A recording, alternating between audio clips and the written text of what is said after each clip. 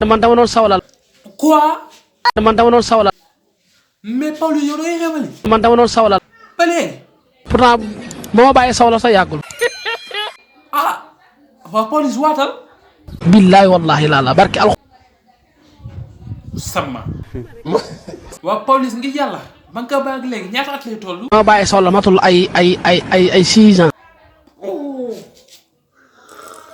Allahu akbar. 6 ans mais Pawlish li ngay def kenn du ko def. nga doon xëmbali sànq sa bopp sutura. waa Pawlish am saw dañuy jël raw gàddu. ma ne yow da ngaa tricher. man du ma tricher ba ma bàyyi sawlal yàggul. ma ne am sawum lal championnat la wala coupe du monde ba ñu nekk di ko jogante.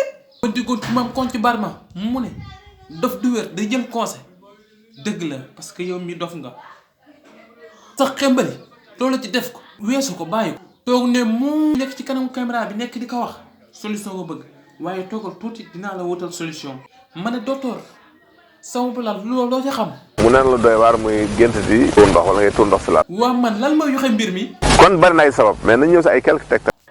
waa docteur ana lan mooy sabab bi ko mën a faj. jëlee reenu saxaw bi. waaw. ak reenu keng bi ak reenu déema bukki bi nga boole leen baaxal ko di ko naan kooku dafa gaaw si arrêté kuy sawlal. loolu xanaa ngir yàlla championnat yi dina tëj. coupe du monde waaw coupe du monde sax mi ngi ñëw ñu ngi koy waaj mais du coupe du monde soo saxum la mais bas doxalal. Hey mami Aïcha DG Sarr kaay na flash yi tàkk ma ñëw ca kaw na flash yi tàkk ci kaw na flash yi